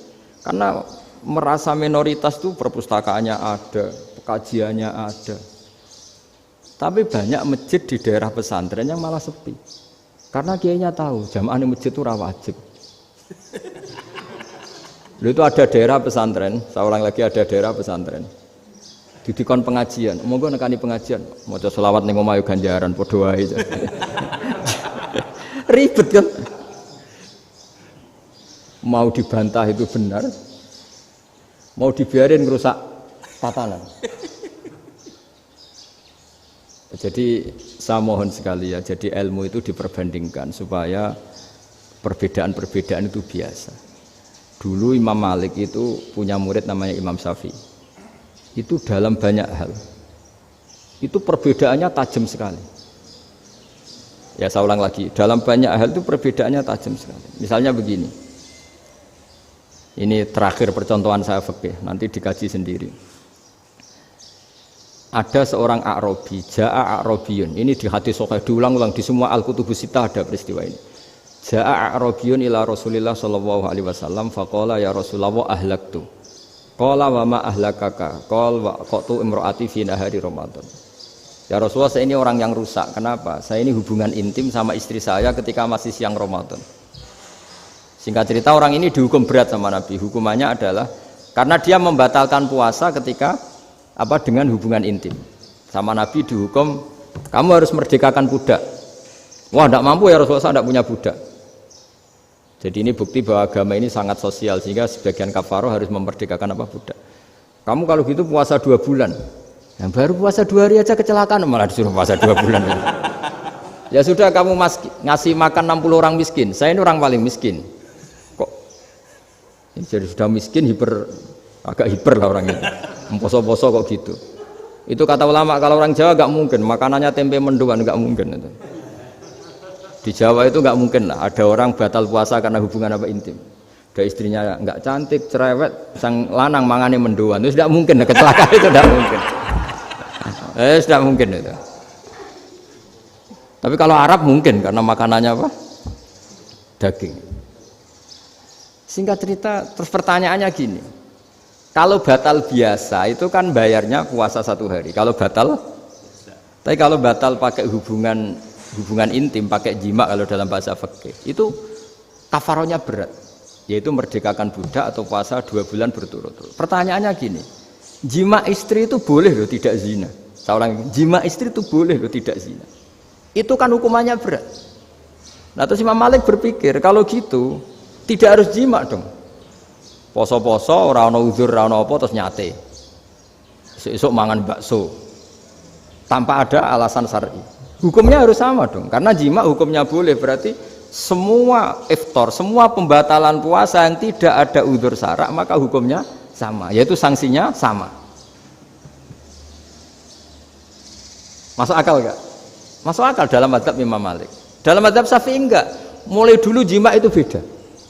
Kayak mertamu nih gone wong, mangan iku oleh, tapi nak nggo bojomu mbok jima niku wis nemen ngawure lah. Tetep beda. Dari Imam Syafi'i itu pokoknya beda, jima sama makan itu beda. Lah ya terus setelah itu terus ada pertanyaan, bagaimana kalau makan dulu baru jima? Ribet kan? Makanya itu sampai dibabkan Kitabul Khilafil Fiqhi, bab merekayasa fikih. Makanya itu perdebatannya orang Hanafi sama Imam Syafi'i juga sama. Ada orang jam segini lapar sekali, kalau langsung makan kan kena sanksi. Ya pergi aja dulu, pura-pura ngaji ke Gus Bah gitu. Nanti kan jadi musafir kan? Wah itu sudah boleh itu kan? Musafir. Padahal enggak. Memang dia pergi itu karena supaya bisa makan. Mau enggak kepikiran ngaji kok tahu-tahu ingin ngaji. Mumpung Ramadan nah makanya dibabkan apakah boleh merekayasa fikih? Tapi fikih bisa apa coba? Dengan status kamu musafir, ya memang boleh iftar, boleh berbuka. Lah itu terjadi terus perdebatan ulama menyangkut fikih. Karena memang masalah furu'iyah. Sehingga termasuk perdebatan kita dalam perilaku, misalnya adat orang NU kalau habis salam itu menghadap ke kiblat karena arah terbaik itu kiblat. Tapi sebagian orang Muhammadiyah atau mungkin semuanya menghadap ke makmum. Itu memang teks hadisnya itu kita yang meneliti hadis itu semua syarah itu berdebat. Nabi memuji kiblat itu arah terbaik, oke. Tapi di bab itu Nabi itu aqbala alaina, menghadap ke kita. Lalu pertanyaannya, kenapa menghadap ke kita? Ada mengatakan karena Nabi memang punya tradisi kadang ngendikan. Ya tentu dulu istilahnya tidak kultum, nggak ada istilah itu dulu, 7 menit itu nggak ada. Tapi ada ulama yang analisis begini, termasuk kitab Fathul Bari. Nabi itu tokoh sentral, taruh lagi Nabi itu tokoh sentral. Ini kata kitab Fathul Bari, bukan kata saya. Nah, orang-orang yang imamu qaumi, orang-orang yang jadi imam di daerah masing-masing, tetap kalau sholat itu ikut Nabi. Ikut Nabi setelah salam langsung pulang. Jadi sebetulnya salam langsung pulang itu ya ada sejarahnya, karena dia mau jadi imam di daerahnya. Nah, tidak kebayang kalau Nabi itu madhep kiblat. Kalau Nabi madhep kiblat, orang yang masbuk yang barusan datang pasti langsung usolli misalnya fardhul isya'i misalnya. Terus makmum Nabi, padahal Nabi sholatnya sudah selesai. Jadi intinya gini kata Fathul Bari, imam setelah salam itu harus bikin gerakan atau omongan atau apa saja yang menunjukkan kalau sholatnya selesai. Di antara gerakan itu adalah beliau harus menghadap ke hadirin atau menghadap ke utara atau apa saja yang penting menunjukkan kalau sholat ini sudah selesai. Itu fikih. Jadi fikih itu cara menganalisis itu memang unik. Karena kalau Nabi tetap seperti itu, posisi pancet seperti itu, maka orang yang baru datang mengira Nabi masih sholat. Nah, pertanyaannya kalau mereka sudah takbir, malah sholatnya tidak sah. Kenapa tidak sah? Menggantungkan sholat atau mengikatkan sholatnya dengan orang yang sudah tidak sholat. Jadi menjadikan orang yang nggak sholat sebagai imamnya, kan nggak boleh. Maka Nabi harus memaklumatkan dengan gerakan itu bahwa beliau sudah tidak sholat. Karena orang datang dari berbagai daerah. Jadi nganalisis fikih, fiqhul hadis namanya. Itu ulama itu mau tidak mau debat. Karena pertanyaannya itu kenapa? Ya memang mau apa? Karena yang namanya sosial itu yahtamilu muhtamilatin, ada sekian kemungkinan. Makanya dalam madhab istimbat itu, ketika Nabi sodakoh pakai tamer, pakai kurma, itu ulama mesti ngitungnya tuh kut. Kut itu makanan pokok. Sehingga Imam Syafi'i mengatakan kalau di Indonesia pakai beras misalnya, karena kutil balat Indonesia itu beras. Oke, Imam Syafi'i mainstream. Tapi ketika era Yusuf Qaradawi di Al-Azhar di Mesir sana, ulama-ulama mulai usil. Sama sih ingat Mbah Mun sering gojlokan, lah iya petani gabah, petani padi wis melarat wajib zakat. Petani cengkeh, kakao, suga-suga ra wajib zakat hanya karena yang ditanam tidak makanan pokok. Jadi mulai ada ulama mulai gerah lah, kalau bahasa politiknya mulai gerah. Yang petani miskin gara-gara yang ditanam padi wajib zakat. Yang orang-orang di sana misalnya di Sulawesi karena tanamannya kakao atau cengkeh tidak wajib zakat karena bentuknya tidak makanan pokok. Geger kan di Al-Azhar geger. Akhirnya hampir semua ulama berpendapat ya sudah sekarang ketika Nabi menzakati makanan pokok itu jangan dihitung sebagai makanan pokok. Wa mimma akhrajna lakum minal ard. Apa saja, ma itu apa saja. Makanya kata Yusuf Qaradawi, ma itu apa saja. Makanya semua tanaman yang menghasilkan uang itu wajib zakat. Nah, masalahnya kitab-kitab Syafi'iyah itu sudah mamlu'ah, sudah penuh dengan penjelasan misalnya fala zakata fil khadrawat, maka enggak perlu zakat untuk kayak kangkung, semangka dan sebagainya. Nah, lalu kiai-kiai angkatan modern kayak Mbah Mun itu sering dapat masukan. Saya pernah dengar sendiri, Yai, saya ini punya sawah 1 hektar, tak tanamin padi, itu enggak pernah kaya saya. Sekarang tak tanamin kangkung malah saya kaya karena tiap 3 hari panen tak kirim ke Jakarta. Itu orang Indramayu yang tanya. Jadi gak tanam padi gak pernah kaya, tanam kangkung kaya. Nah, karena dia orang soleh, kalau zakat boten. Mau diwajibkan zakat tidak makanan pokok, mau tidak wajib dia kaya. Semenjak itu perubahan di Indonesia ikut. Akhirnya ada zakat, pokoknya asal tanaman yang satu nisab ya wajib zakat. Masih ada debat lagi. Ketika nanam ingin dipanen, itu dia petani apa pedagang? Karena nanti perdebatannya ikutnya zakat zuruk, zakat tanaman apa zakat pedagang. Kalau sampai nggak pernah debat berarti sebetulnya Anda tidak dosen Islam ini. Mau dosen nggak pernah diskusi fikih apa Islam. Karena saya berkali-kali punya tamu itu begini, Gus saya ini pedagang melon, tapi dia penanam melon, jadi pedagang yang agak ingin badi banyak. Itu caranya gini Pak Rektor, saya misalnya pedagang melon, daripada saya kulak di pasar atau dari petani sudah mahal, nyewa tanah sekian hektar terus ditanami melon. Setelah berhasil ini dia zakatnya tanaman apa zakat pedagang? Karena dia nanam itu mentalnya sudah pedagang. Padahal nanti zakatnya beda kan? Yang satu 2,5%, yang satu rubul usur sama nisul usur sama usur, 1/10 sama 1/20. Kalau zakatnya zuruk kan 1/10 atau 1/20. Yang satu rubul usur, kira-kira 2,5. Saya ulang lagi ya. Jadi di era modern itu kita jadi bingung, pedagang tapi gayanya petani tapi hakikatnya. Jadi gampangannya gini ya, kalau saya pedagang beras, kok saya kaya raya, itu mendingan nyewa sekian hektar untuk ditanamin beras, padi ya, daripada tengkulak, daripada beli. Akhirnya perdebatannya ini zakatnya pakai apa? Misalnya tebu, misalnya petani tebu. Oh jelas kalau jual nanam tebu itu ingin dijual. Masa apa tiga es tebu berhektar-hektar? Lah kira-kira kalau menurut jenengan ini zakatnya zakat apa? Tijarah apa zakat tanaman? Mentalnya tijarah, mentalnya pedagang. Nah ini saya hanya mau cerita. Khilaf kadang-kadang orang angen-angen. Khilaf itu nggak mungkin enggak. Ya sama seperti NU dan Muhammadiyah selalu khilaf awal Ramadan. Itu memang nggak bisa nggak khilaf. Misalnya begini, saya beri contoh ya. Karena kadang yang khilaf juga nggak pernah belajar.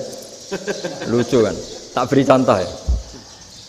2001 itu abad keberapa coba?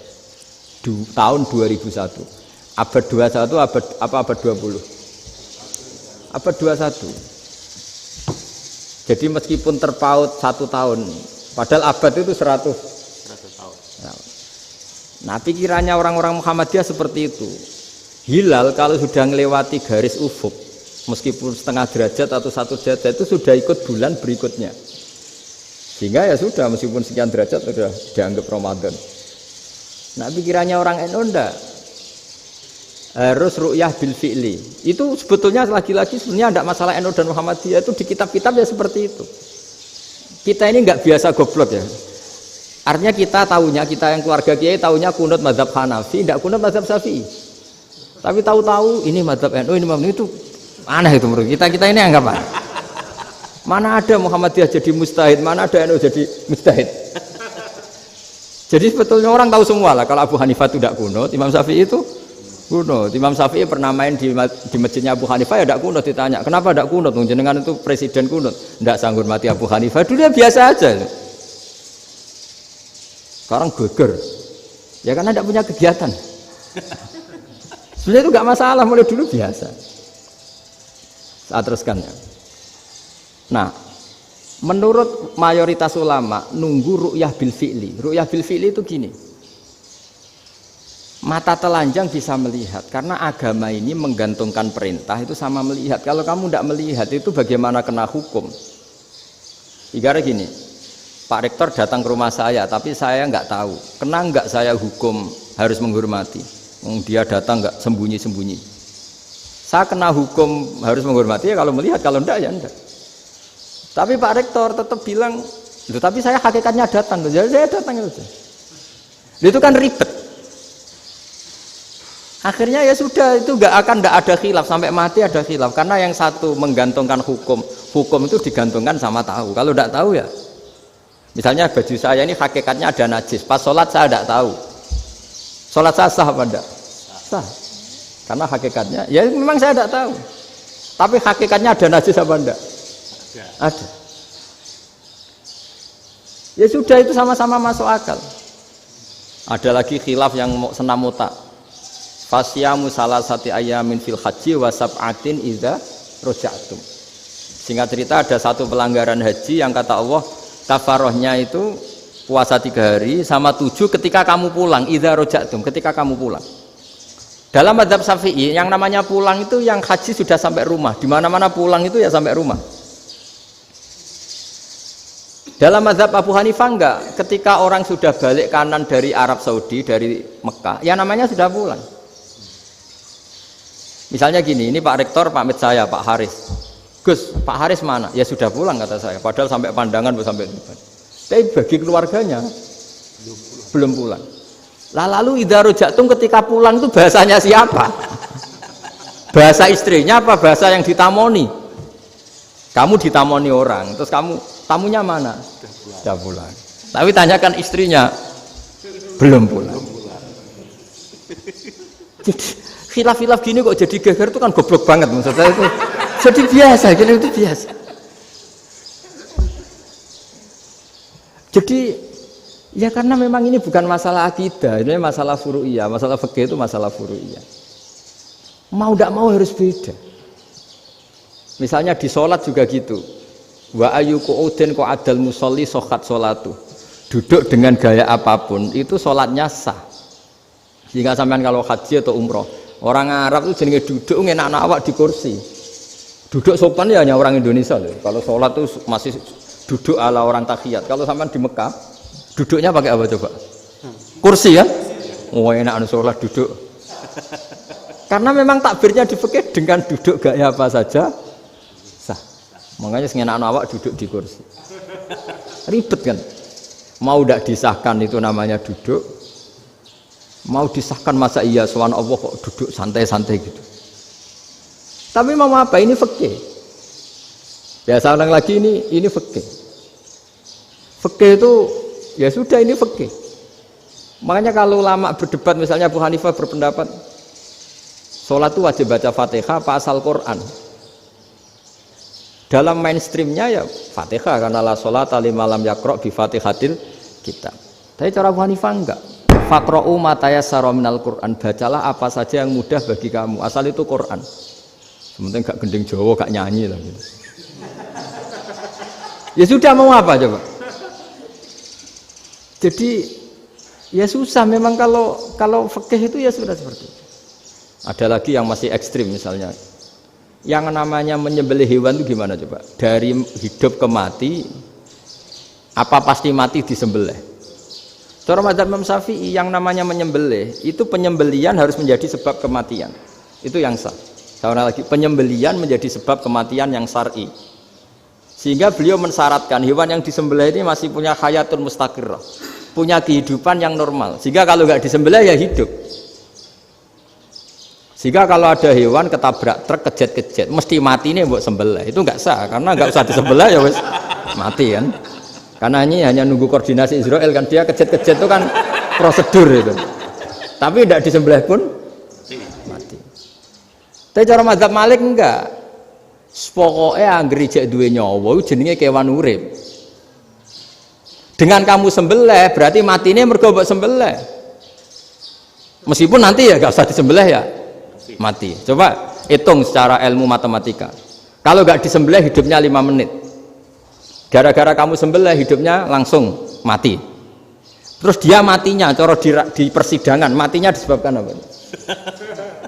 Disebabkan disembelih apa kecelakaan? Loh, ya debat toh kamu. Sama-sama UMM aja debat.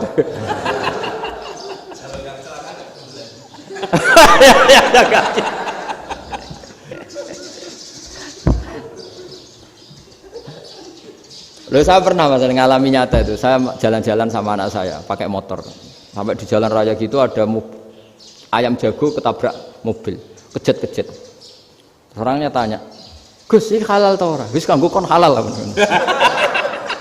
Suatu saat dia nggak terima kan, tanya, kenapa Gus? Ya nak kiai ra pantes, masuk kewan mesti mati nek tak sembelih, nak kiai pantes kata. Karena aku tahu kamu tuh gak kiai, mesti motifnya itu mergo jago, jajal cilik gak tak kokno. Adekan ayam itu bayi kan gak ditanyakan, kejat-kejat mati rak lah, wong cilik wae. Tapi masalahnya ini kan jago, eman itu.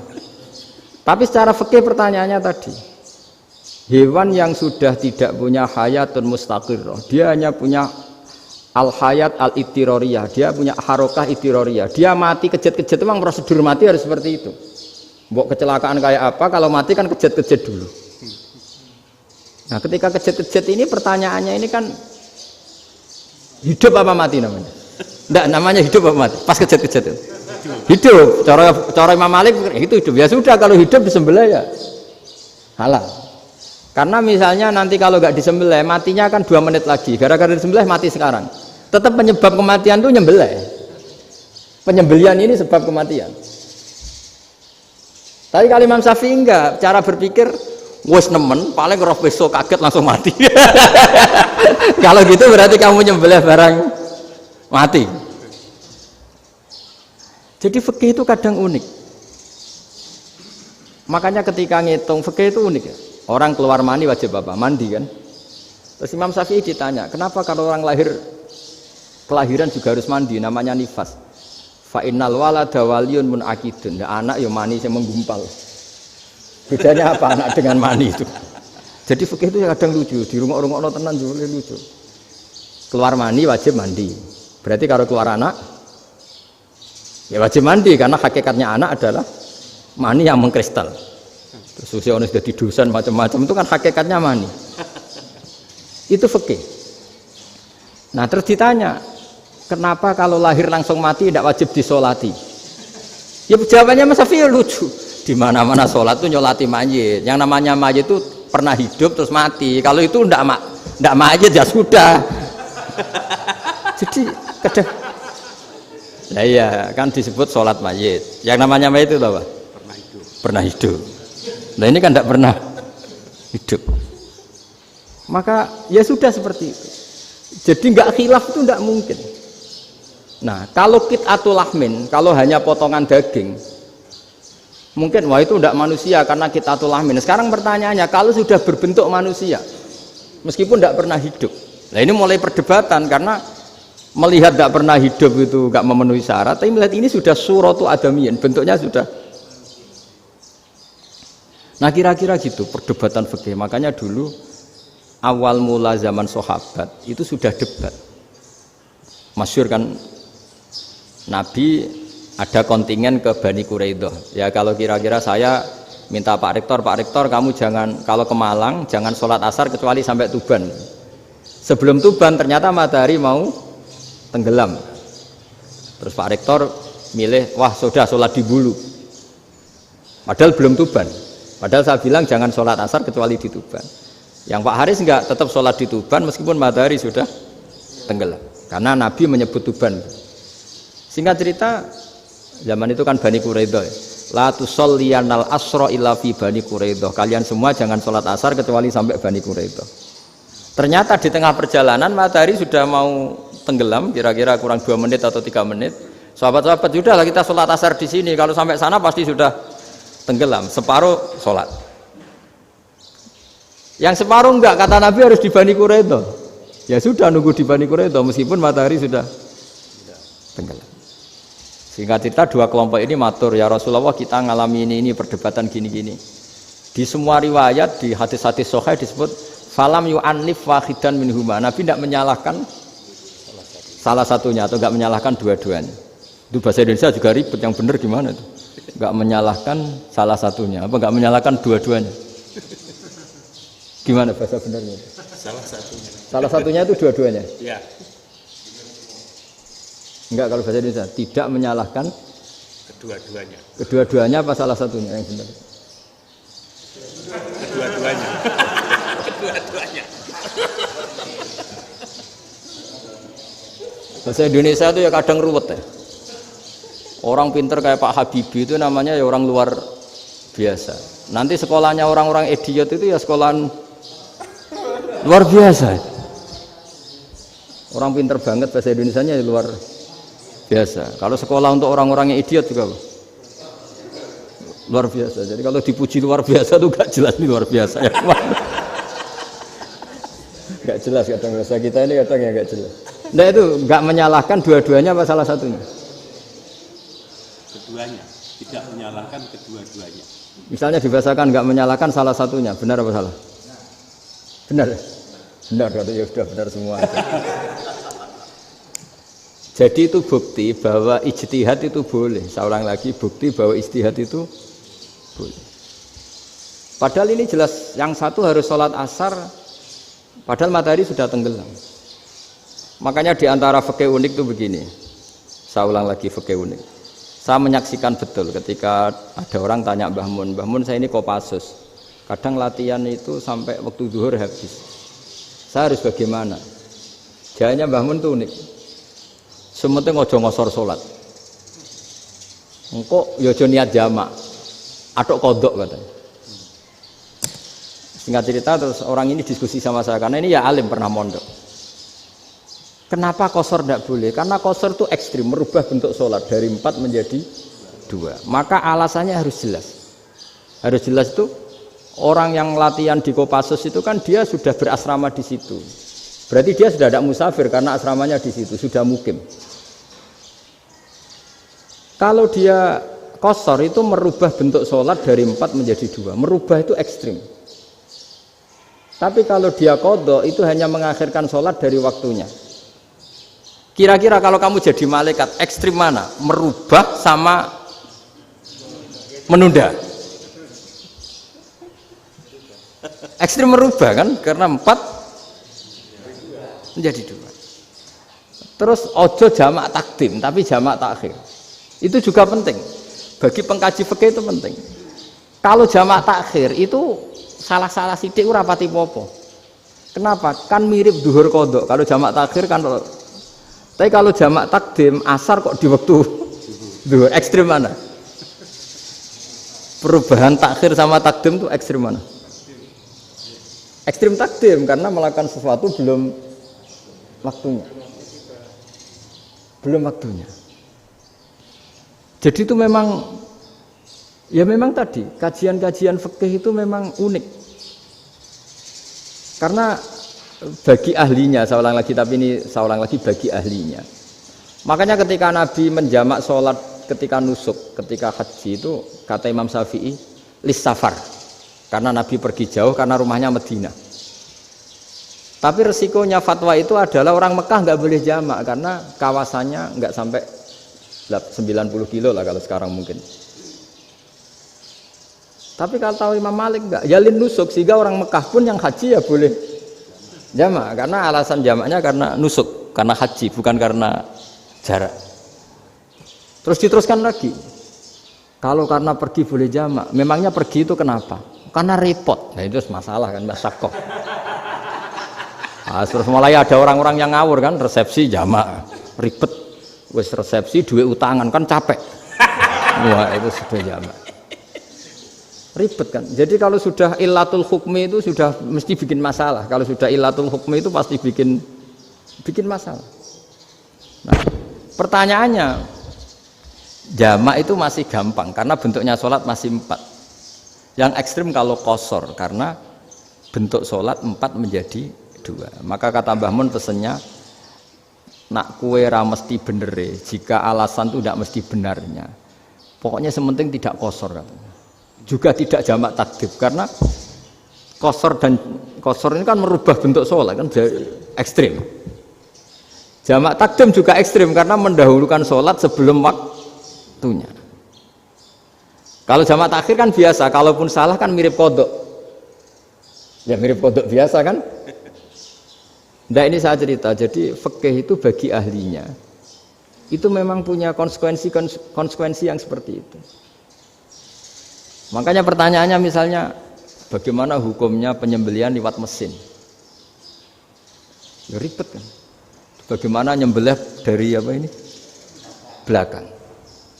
Saya baca di kitab-kitab nyembelih dari belakang tuh ya hukumnya tetap boleh asal apa itu hulkum dan mari itu terpotong. Tapi pertanyaannya, jangan-jangan ayamnya sudah kaget dulu karena uratnya ini.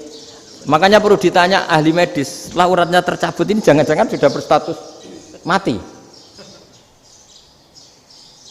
Kan potensi ketika dipotong dari sini, potensi sudah berstatus mati.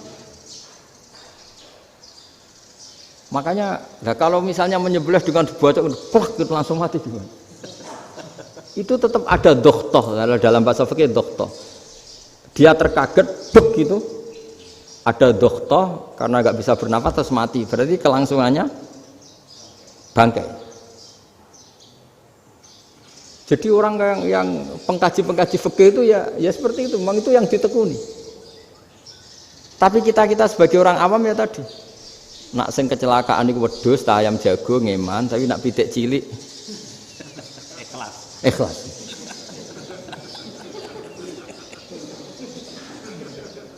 Makanya ada pertanyaan orang-orang, saya pernah ditanya itu ya bingung tenan. Gus, kalau ada orang mati oplosan misalnya, jenengan datang sholat enggak? Ya datang sholat kan, dia orang mukmin, saya tetap sholat. Kenapa? Ya kan matinya oplosan. Tapi andaikan tokoh yang mati, kamu sholat enggak? Ya sholat kan dia tokoh. Jadi ribet. Fikih itu ribet. Makanya Imam Nawawi nanti ngendikan gini. Ada orang ngundang Nabi, ya Rasulullah, saya mohon nyolati ini. Nabi tanya, punya utang enggak? Punya. Nabi, saya enggak mau nyolati mayit yang punya utang. Terus ada sahabat datang, ya Rasulullah, utang itu tak ambil alih kami. Berarti dia sudah tidak punya utang. Terus Nabi kerso nyolati. Pertanyaannya, utang itu hal yang boleh. Saya ulangi, utang itu hal yang boleh. Tapi kenapa Nabi se-ekstrim itu? Tapi ketika Nabi mau kondur itu ngendikan gini, ini PR ya bagi UMM, ini PR ya. Nabi sebelum kondur bilang gini, sallu ala sahibikum. Jong, saya tidak nyolati ini, tapi tolong ini disolati. Terus kata Imam Nawawi, dianalogikan atau dikiaskan siapapun pelaku dosa besar atau mati dalam keadaan tidak benar, misalnya pas dugem mati, pas oplosan mati, itu sebaiknya tokoh-tokoh itu enggak nyolati karena nanti dianggap penghormatan. Misalnya ketua PP Muhammadiyah, rektor nyolati wong mati oplosan, kan keren. Mati oplosan disolati rektor.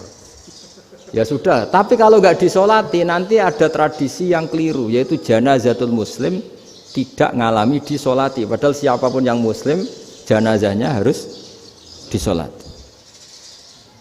Makanya setengah-tengah ya rasa rektor lah, satpam pokoknya kudu tetap ada yang sholat gitu. Itu kata Imam Nawawi. Jadi ketika ada orang mati nggak benar, itu sebaiknya tokoh-tokohnya nggak ikut nyolati, tapi awamun nas, orang kebanyakan ikut sholat.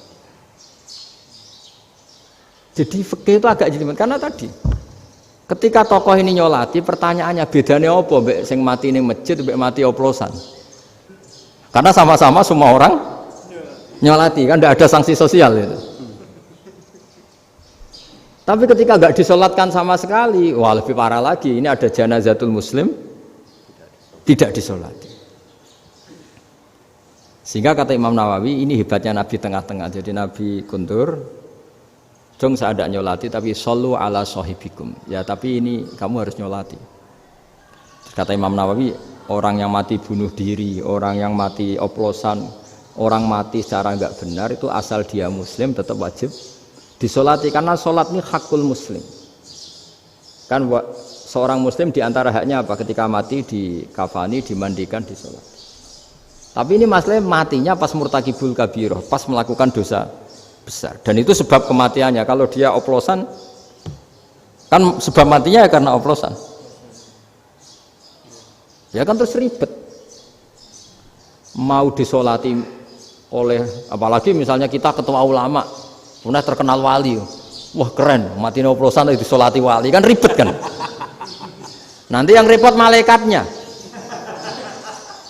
Itu ya, ini yang nggak kata bahaya. Saya pernah baca kitab itu yang repot malaikatnya. Itu ada yang bilang gini, orang yang punya hutang itu pasti nanti hisabnya berat, diaudit malaikat sampai bisa nyaur hutangnya. Sementara malaikat kena konstitusi, kalau Nabi mendoakan harus mustajab. Ini kan ada dua hukum yang berlawanan. Sekali Nabi berdoa, Allahumma ighfir lahu warhamhu, itu harus dituruti malaikat. Enggak boleh doanya Nabi enggak dituruti malaikat. Sementara aturan Islam juga harus dituruti, bahwa orang yang punya utang harus tersandra oleh utangnya. Tapi nak sing dunia Pak Haris kan, enggak tekno. Enggak ngefek gitu. Jadi misalnya Pak Haris donga sampai nangis, Allahumma ighfir lahu, kan enggak ngefek. Malaikat enggak itu, enggak sudah lah Ustaz. Tapi kalau Nabi yang berdoa kan harus dituruti, ini masalahnya kan itu. Nah kalau diturutin berarti hutangnya harus bebas. Padahal secara aturan harus tersandra karena punya hutang.